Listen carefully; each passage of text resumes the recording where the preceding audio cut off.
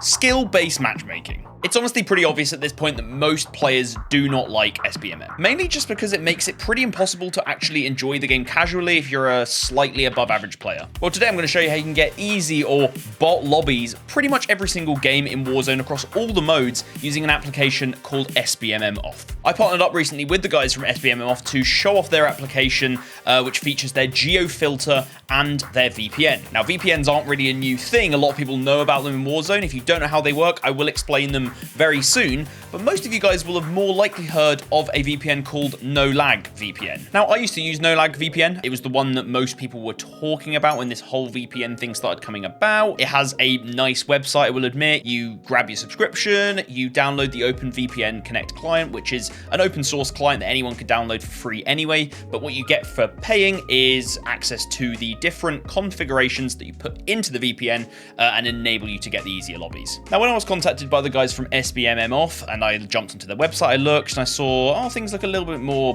budget maybe. Not a big turn off, but I thought, oh, maybe this isn't going to be as good as I thought, but I'll give it a try. And honestly, I've been so surprised using this application. It does so much more than NoLagVPN and for a cheaper price, which let's jump into straight away. We do have to start by talking about the price because these are both paid for products. We need to know, are we getting enough bang for our buck? You know, we don't just want to be giving away our money for worse applications, and NoLagVPN works on a subscription-based program. So for a year, you pay £4.90 per month, and that equals £58.80 per year. You can do the conversion to dollars if you would like. When we compare that to SBMMOFF, which has no subscription fees, so it's not a case of, oh, your subscription ran out, so now we're going to charge you again for your next part of your subscription. That's how subscriptions work, and they catch people out all the time across basically anywhere that you can subscribe to something.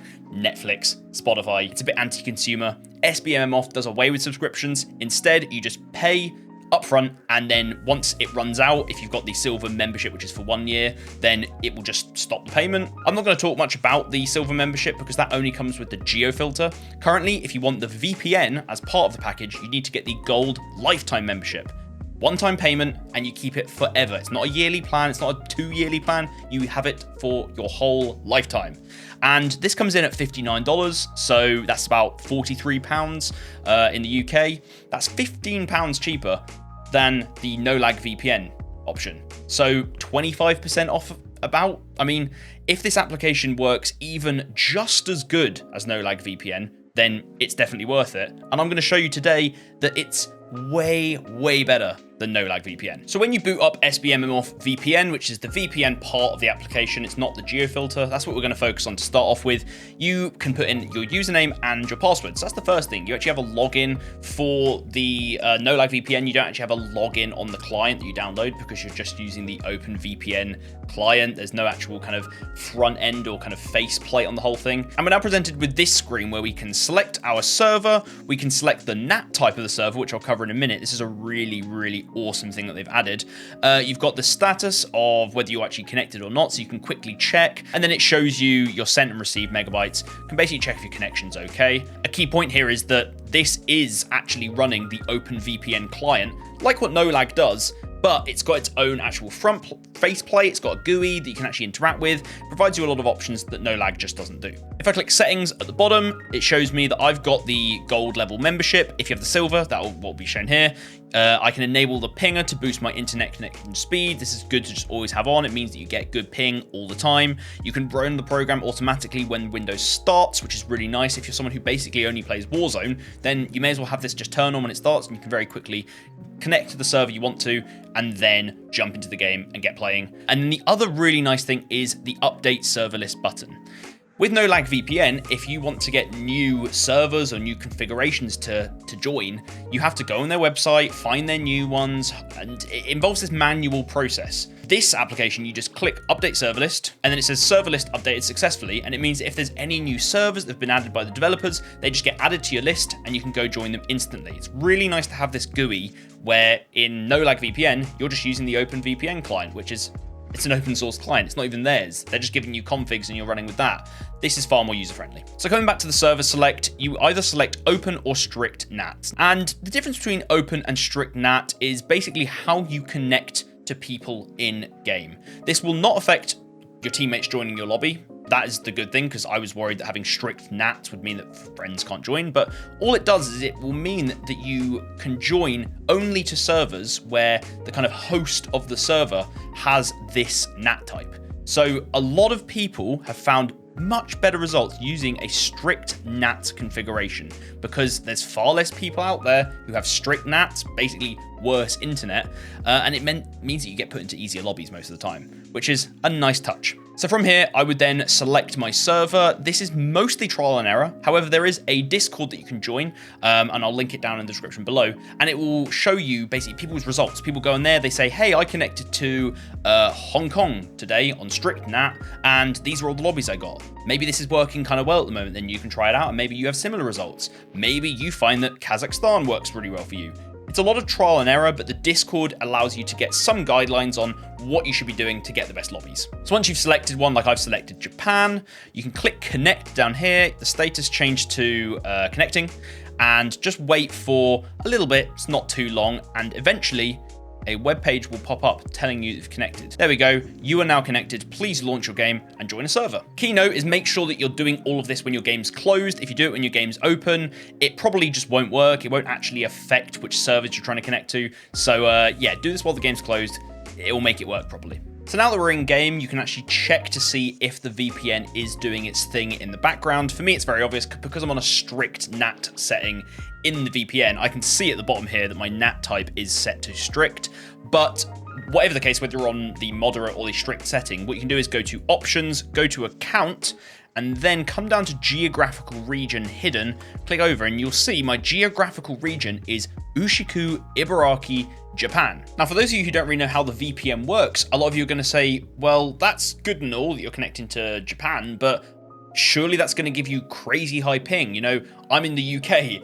How the hell am I going to connect to a Japanese server and get good ping where I can actually play the game? Well, essentially how these VPNs work, the same way that NoLagVPN worked, is that it only routes a small amount of your traffic through that geographical region. So what ends up happening is when you try and join a game of any of the game modes in Warzone, it will try and find some sort of server in that area, but it will quickly find that it cannot find a good skill-based matchmaking lobby with a decent enough ping that you're actually going to play the game out. What this can actually mean is you get better ping and better connection than when playing normally, because it's actually using a pure connection-based algorithm. Now, honestly, I was under the impression that this would then basically mean that you don't always get easy lobbies. It's just that you get kind of random lobbies, because it's just basing purely off connection. It's not trying to base it off of skill-based. It means you might get some really easy lobbies. You might get some really hard lobbies with really good players. But based on the results I'm about to show you, you'll see that I get a lot of easy lobbies. So in order to get some actual data gathered that would show whether or not this VPN does actually what it says it's going to, I decided to jump into 5 consecutive games of, I believe it was just Battle Royale solos without the VPN on, play them out a little bit just so I wasn't bringing down my kind of game quality by just hitting the ground every single time. And then I recorded the KDs from them using the Warzone Stats website, wzstats.gg. And then I did the same thing, so 5 more games, but with the VPN connected to the strict NAT Japan server. As you can see, I'm a 1.3 KD player, nothing special. I'm getting better at the game, I promise. So with me having a KD over 1, it made sense that I was probably going to get put in lobbies that had over a 1 KD average, and I did most of the part. You see these 5 games here. But yeah, we're getting pretty much expected SBMM happening here. We're getting 2 1.18s, a 1.14, a 1.11, and then, yeah, that 0.99, which is a little bit skewed, but overall, pretty similar KDs. So yeah, then what I did is I turned on the VPN, I jumped into another 5 games, and I checked out the stats, and, I mean, what do you know?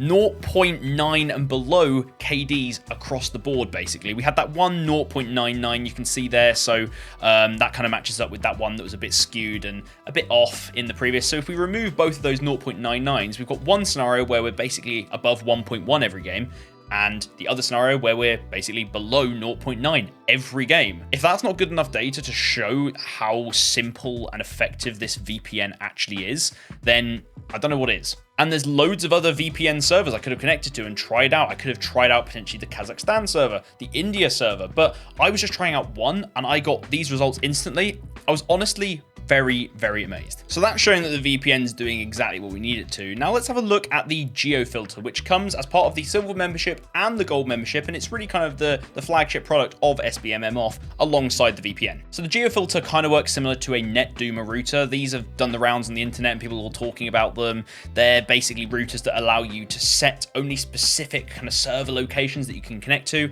That's basically what the Geofilter does, but it does it all from your PC in an app rather than having to do things by buying a router and setting it on there for your whole network. This is a far cleaner option. The Geofilter then allows us to basically cover two different scenarios or two different problems we may have. If you're someone who just has high ping, then you can set this so that you will only connect to servers in a certain area. So this is really important, I think, for people who live in the US more than people who live where I am in the UK. In the UK, I always connect to good servers, but in the US, you might connect to a US East server when you're on US West. And that gives you ping that you really don't want. You want to be connecting to a US West server. Well, using the Geofilter, you can select US West and only be connecting to those servers. So better ping overall. The second thing that this allows you to do, and it can work in conjunction with the VPN, is that me, for example, as a UK user, could connect to a US server. Likely a US East server, because this does affect your ping. You're actually routing your whole traffic through a completely different location. That means that if I'm playing at my peak time, which might be at, I don't know, like 5 or 6 p.m., well, in the US, it's probably off-peak time. There's not that many people playing. There's overall probably worse people playing. I can connect to that server. I can have my VPN on as well to be spoofing the IP to be in a completely different geographical location. It really throws off the matchmaking and can chuck you in some pretty insanely easy lobbies. Your ping does go higher using this method, but connecting to US East and trying it out, I've only ever really hit around 100 ping, which isn't as bad as you may think. And sometimes, because it can put you in such easy lobbies, it's actually worth the trade-off. So I'll quickly show you how the Geofilter works. You can actually select the Geofilter to specifically work for Warzone, Vanguard, or Halo Infinite, and you can change between. So if you play Vanguard or you play Halo Infinite, this also works for you too. I've got it set up for Warzone. You'll have to select the game and then you'll choose where the file executable is. So if I run the Warzone and then I say I'm in Europe because I live in the UK, it then shows you this page and you select a region to connect to. So you've got all these general servers here, like the US, you've got mixed Europe. I can also go to advanced search, and this is where I usually go because I can connect to United States East Coast. If I try and do the normal US, or especially the US West Coast, I get really bad ping. It's not really worth trying, but I can connect to the US East Coast to get kind of the easier lobbies at my peak time. Or I could connect to just UK and get really, really good ping because I'm never even connecting as far as Germany or France or places like that, which are a little bit further out for me, getting me the best ping. The Geofilter also won't actually run if you have your game open. If you try and run it with your game or even Battle.net open on your PC, it just won't allow it to happen. The reason for this is because some people get scared of the idea that it might be detected by Ricochet or by anti-cheat and cause a ban in some way. I've been assured by the developers that that wouldn't happen, but just for safety and for everyone's peace of mind, it does not allow you to run your game and the connection tool at the same time. So you come in here, you set your connection, you quit the application, you play your game out, and then when you want to put your internet back to the kind of normal location, you come back into the game connection tool, you click the restore default settings button down here, and it will put all of your server stuff back to, like for me, for the UK, just back to default settings, and I can go about my day as normal. So yeah, guys, this application gets a 100% recommendation from me. It really makes the game fun to play again because, you know, I play with some people who are potentially less skilled than me, and when we jump in and I'm bringing like the lobby KD up, I'm only a 1.3 as I showed, and we're just getting these lobbies which seem impossible to play, and we can't play casually, we can't try out fun loadouts, we can't try out fun ways of playing, we just have to try our hardest every single game. It's not fun.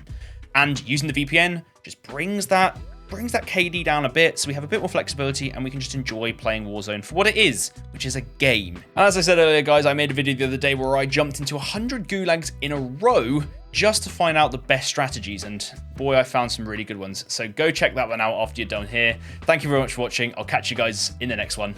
Bye-bye.